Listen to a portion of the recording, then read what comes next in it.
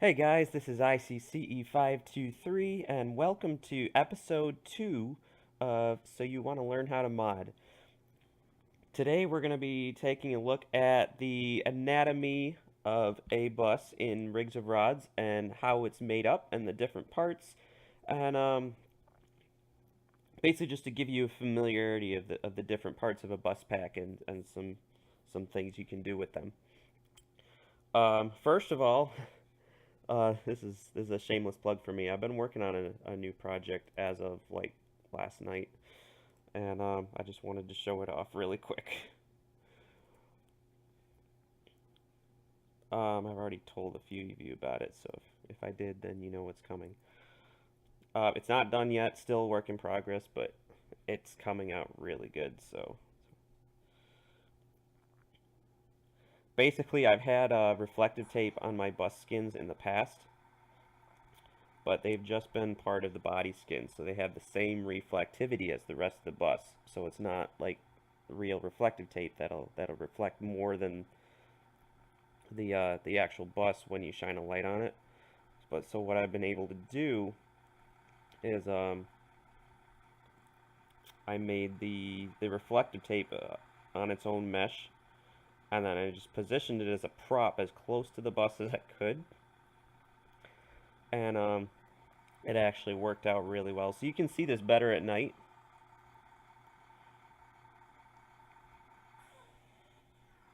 And you can see that it's a lot more reflective than the rest of the bus right now. It actually looks like real reflective tape, which I think is really cool. How did I do that? Oh, we're gonna get out of this. Like I said, I just made a separate mesh for the reflective tape, so there it is. I had the bus in there, and then I just positioned all of the tape onto the bus, and then just deleted the bus, and then placed it as a prop. So actually wasn't too bad. I just have the one side done right now. I still need to do the other side and the back of the bus. So that's still a work in progress, but when that's done, I'll definitely release an update because I think that's pretty cool. Alright, so now moving on to what we're supposed to be talking about. Um,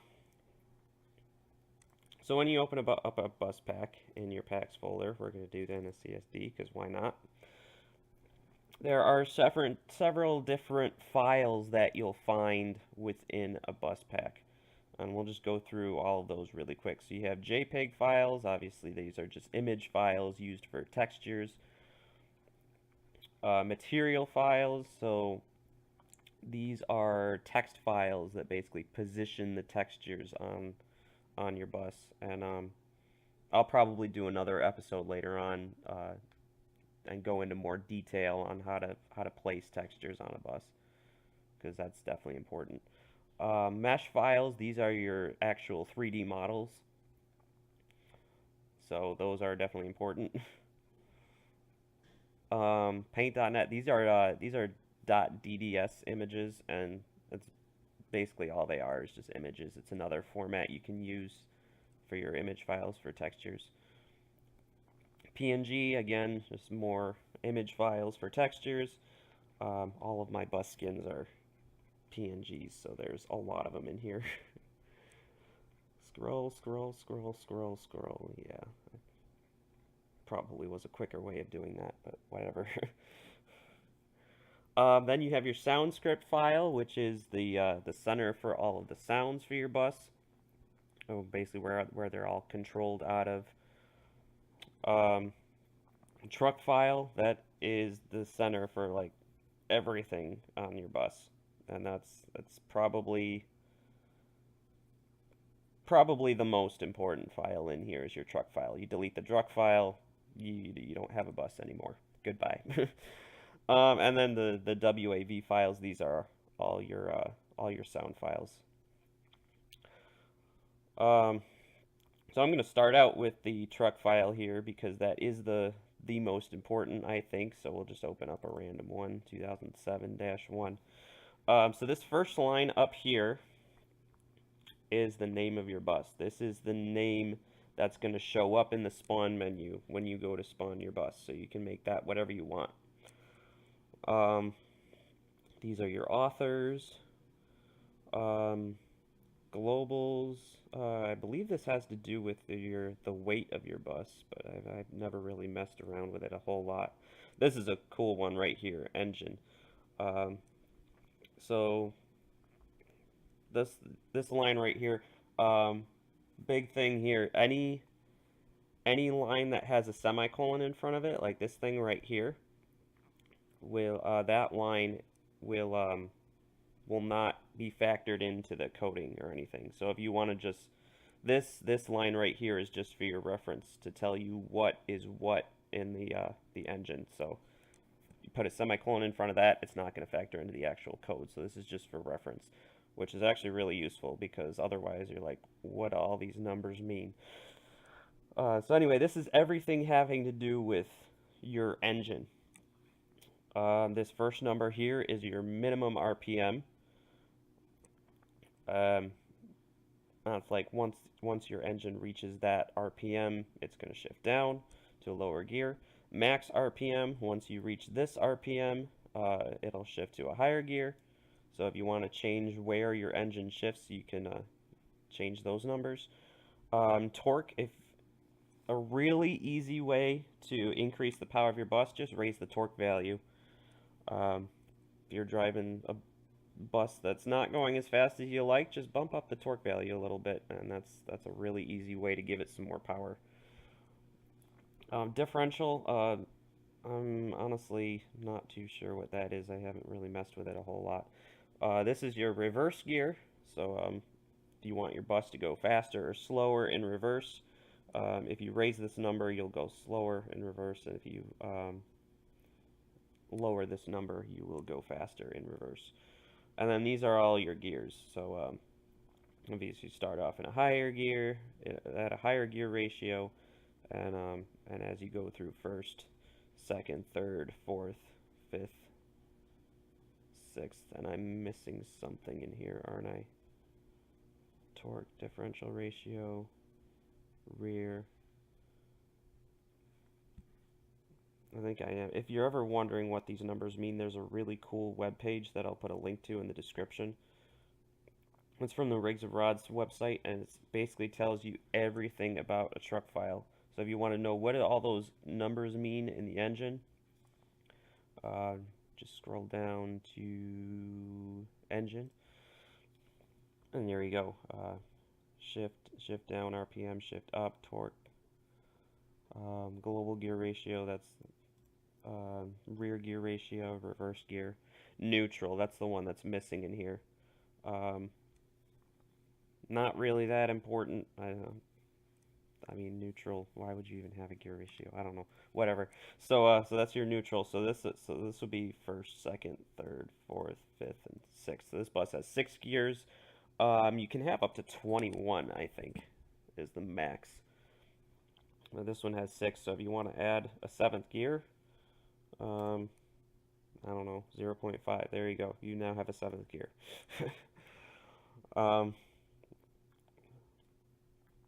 And if you don't know a whole lot about how gear ratios work, basically it has to do with the size of the gear. So if you have a higher gear ratio, the gear's bigger, it has more teeth, which basically, to put it simply, makes it easier to turn. So that's why your lower gears are a higher gear ratio, because you want a gear that's easier to turn because you don't have a lot of momentum.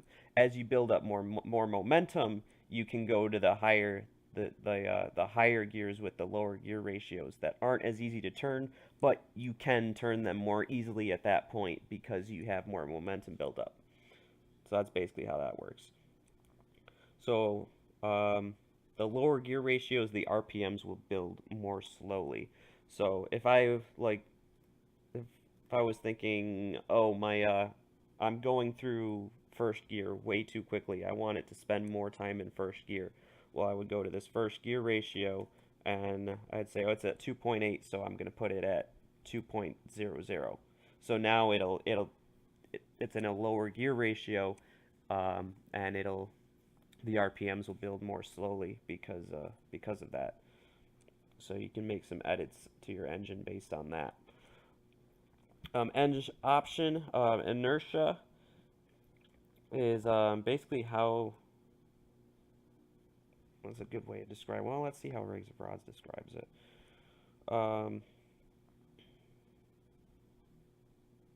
Yeah, it doesn't really say what it is, but basically what inertia is, the bigger this number is, the more sluggish your engine is going to be. The smaller, so another way if you want to give your engine some more power is just to drop this inertia value. Uh, T, that just determines that as a truck engine. I've never put, you could put a C for a car engine in here. I've never done that to a bus. I'm honestly not sure what it would do. And these are some more advanced stuff over here, I guess. Clutch force,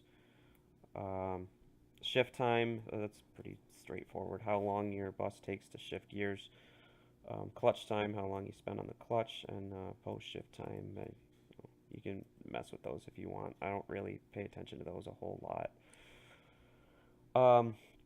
Brakes, these are the brakes on your bus. If your brakes are too soft or too strong, it's actually really easy to change that. This first number here is your service brake. So you raise that number, obviously your brakes get stronger. If you lower that, then your brakes get softer. The second number is your parking brake. So I always like to set that really high because I don't like my bus to move at all. I want my bus to stop immediately if I apply the parking brake. So that's why that's set at like 99,999. So yeah, first number is service brakes. Second number is your parking brake. Anti-lock brakes, traction control, I don't really mess around with those a whole lot. But again, if you want to look at what those are and how they work, it should be in here. Yeah, anti-lock brakes, traction control, you can check that out. I'll put a link to that webpage in the description too if I didn't already say that. UMass brake, I don't know why brakes is in here twice, that's just weird. Torque curve, I don't mess around with torque curves a whole lot, but basically what a torque curve is it'll apply a different amount of torque based on what your RPMs are at. So at lower RPMs, maybe I want it to have more torque. At higher RPMs, maybe I don't want it to be giving as much torque. So again, I don't really mess around with it a whole lot, but it's there if you want to. These sound sources, these are all the sounds for your bus, and I'll probably do a more detailed episode on sounds later on. But basically, first number here is the node that your sound is emanating from. So if you want a horn, you could choose a node that's around the hood area. -1, so this is basically when you hear the sound. If you put a -2, you're going to hear the sound everywhere, no matter what view you're looking at it from. If you put a 0, you're only going to hear that sound when you're inside the bus, like in the driver's seat. And so that's like view 0, and then view number 1, view number 2. These are all views that I have set to the inside of the bus. So this is the VT365 and inside engine sound.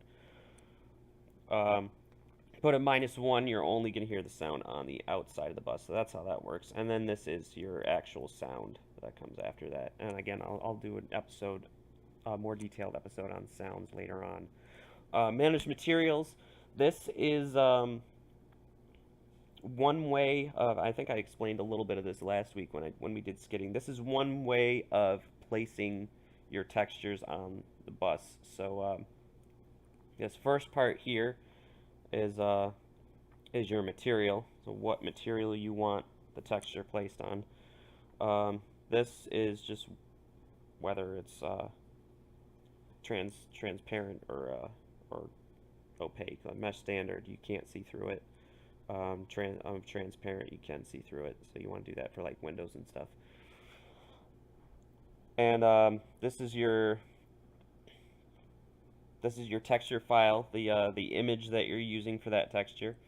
And then this last part basically controls the reflectivity of it, which and I just learned this last night when I was working on the reflective tape, which basically this last file here for the reflectivity. Um, it's just a spectrum from like black all the way through grayscale all the way up to white. So if I want something to like be not reflective at all, I'm just going to put it on black.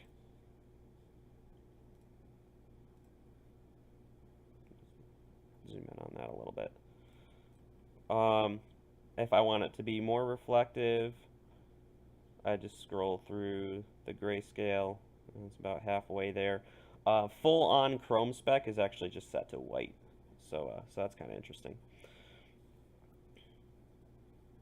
So that's how that works. Nodes are just basically points on your bus.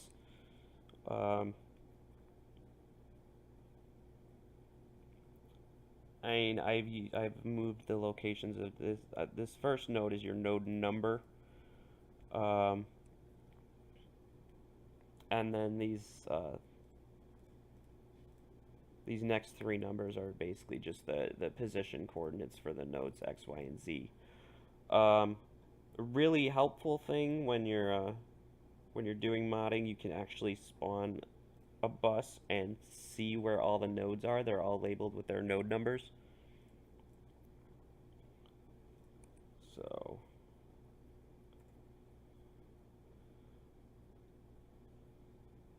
if you if you spawn a bus, if it does it eventually, there we go. And you go over to debug and you can do show node numbers. Now you can see where all your nodes are. And that'll come in handy later on when we do like placing props and placing flares and stuff like that. But so if you want to move a node, you can just mess with some of these numbers. I've done some stuff like that before. Beams, beams are basically, a beam is a line that connects two nodes. And I'm not too familiar with how that works, so I don't want to go into too much detail there.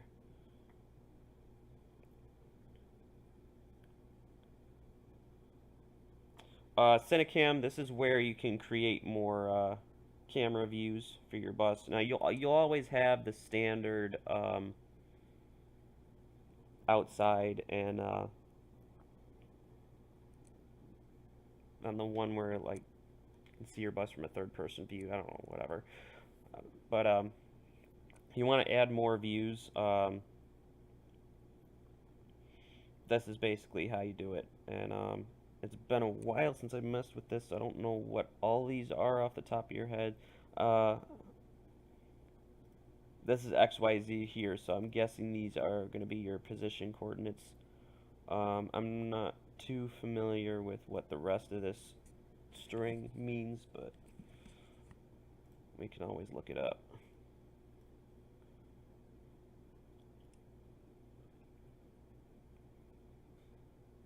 Cinecam, where are you?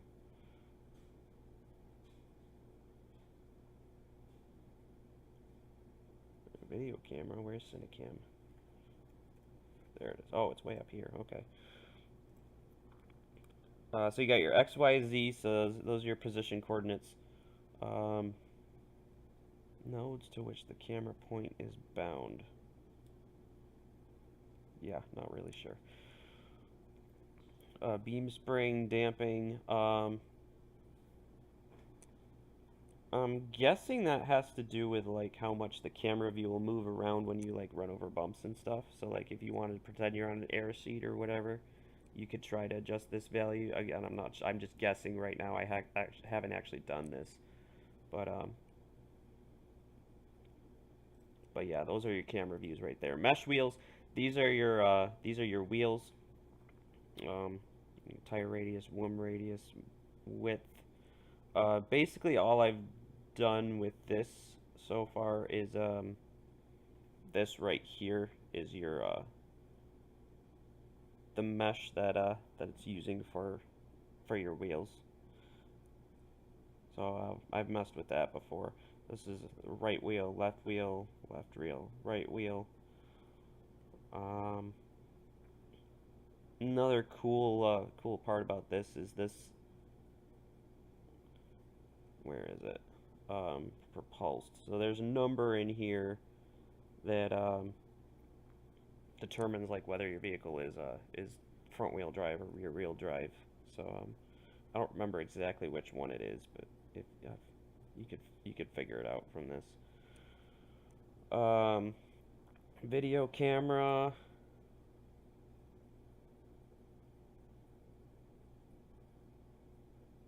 Um, haven't really messed with these a whole lot, but basically, if you have a bus that has mirrors and it's lagging you, just go through and disable all of this because these are your the video cameras that it's using this for your mirrors. And if you don't want mirrors, just go through and disable this. Other than that, I don't really know a whole lot about that section. Um, Shocks. These are all your shocks, which I haven't messed around with a whole lot. Um, but again, if you want to learn more about that, it is in here.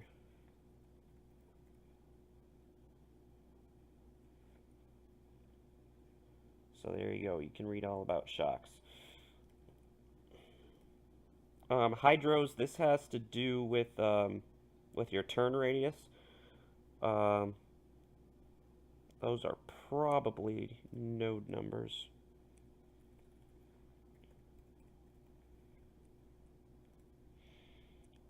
Yeah, node 1 and node 2. And then this lengthening factor, this is what really determines your turn radius. So you want to put this up as high as you possibly can, but there is a point that once you reach it, your wheels are just going to break whenever you turn. So you want to set this to as high as you possibly can without your wheels breaking when you turn. Commands 2, these are this controls all of, well, not all of the moving parts, but some of the moving parts on your bus. So you got your crossing cards, signs, and doors, and these are different from animated props. And I've had people ask me like, how do you animate the door and the stop arms and the cross arms, things that everyone can see when you're playing multiplayer. Um, and basically, how these work is, I was talking about beams earlier, and basically these are controlled by moving beams. Is so it's really hard to mess with these because you gotta mess with the location of beams and how they move. So it's really hard to add stuff in this section, but there's some stuff you can control, like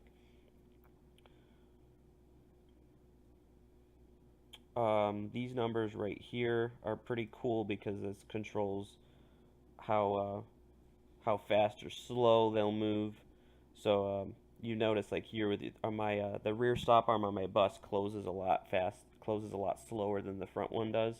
So when it opens, they're all the same. It's this 0.6. But if you want to make it slower, you lower the number. If you want to make it faster, you higher the numbers. So you can see the front one um, closes at 0.3 and the back one closes at 0.125. So so that's something cool too that you can do with that. You can adjust how fast things open or close. No idea what those are. The flares. So this is for all your lights right here.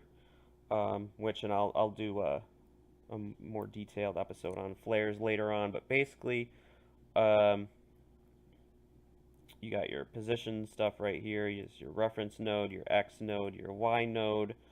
Um, this is your X offset.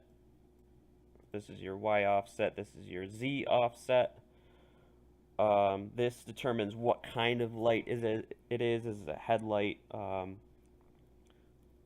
reverse light, a turn signal, or a user-controlled light? This determines the control number, which this is a headlight. So this only applies to user-controlled lights. So like if I have the warning lights down here are user-controlled lights. So this is control 2.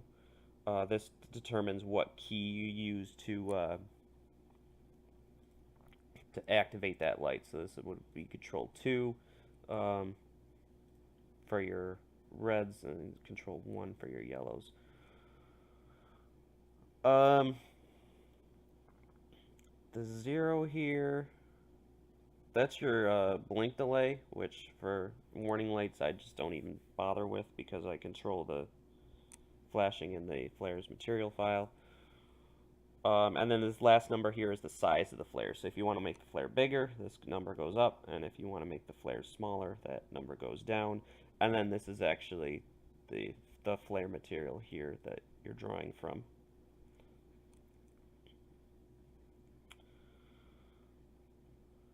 And then, of course, down here after flares, you got your flare bindings,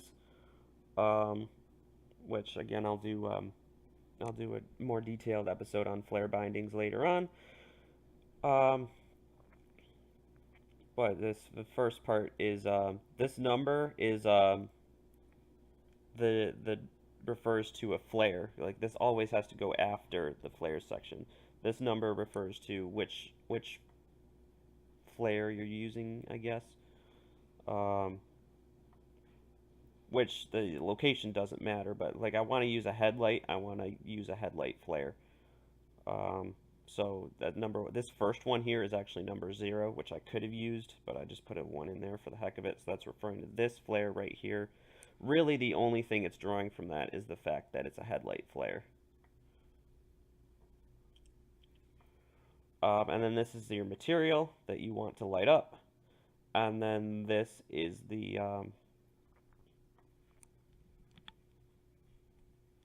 basically this is, you'll find this in a material file, and then this is determining the texture that it'll use for the lighted flare binding. And I'll go into more detail in that later on. You got your props, which this is all the 3D models that are used in your vehicle. 071 is my body mesh. I got my rear door mesh. There's your roof hatch, winter front, which is again is disabled right now because I got the semicolon in there. There's my camera. These numbers up front are basically just for position. This is your reference node, this is your origin, so your X node, your Y node, XYZ offsets, and then your XYZ rotation. So you can use those position coordinates and rotation coordinates to determine where your prop gets placed on your vehicle, which is the more painful way of placing props in rigs or rods. It's much easier to do with Blender, which I'll go through later on as well. Some props down here you'll see are animated, like this rear door dot here is animated. Add animation.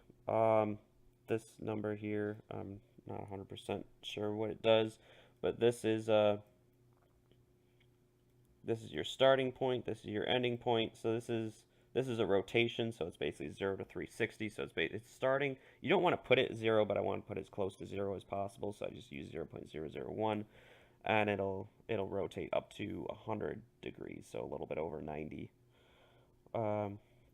Rotation, auto animate, no flip. Those are just different characteristics. I'm using Y rotation, and you can read about what those are in the truck file thing. And this is what you use to activate it, the command 7 right here. So that's that. This last part, this section configurator is what I added just recently to, this is what creates that whole drop-down menu when you're spawning the buses in my new pack.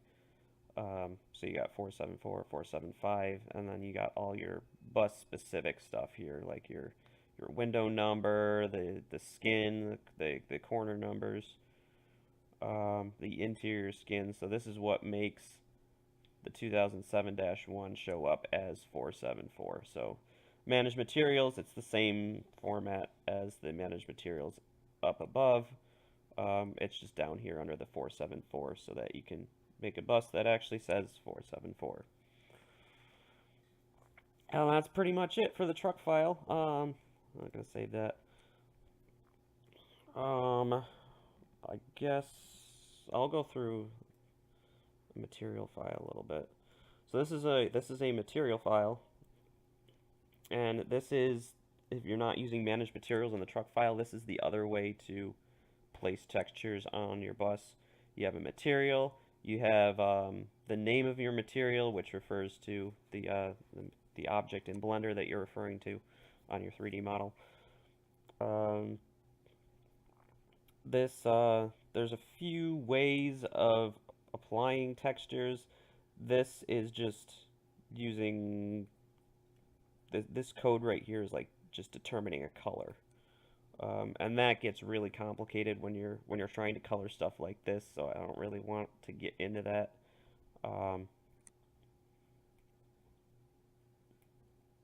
The easiest way here is just to use a texture.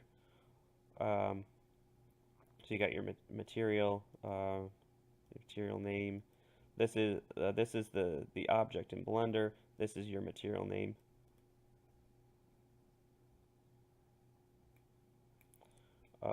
And then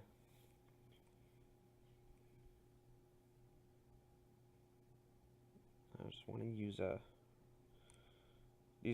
that's all stuff for flare bindings. I don't want to get into that yet. Here we go. So this one right here, just texture, and then there's your picture file that goes to that material. So yeah, that's another way to apply textures. CE logo, Chrome, and then you got your texture, chrome.png. So that's a material file, just a text file. And then the other one I want to touch on really quick is the sound script file, which is also just a text file. This is how all your sounds are controlled. So this is just the name of your sound. You can name it anything you want. Trigger source, this is how your sound is applied. This one's a pump, which is a hydraulic pump. That's what you're using when you like open the doors and stop arms is a pump. This one down here is an engine. And then your start sound, like a sound that will play initially when the sound starts. Unpitched just means that that it's gonna play the straight sound file. It's not gonna make it higher or lower or whatever. When you go to make engine sounds, you actually want to have it pitched. So like this sound will,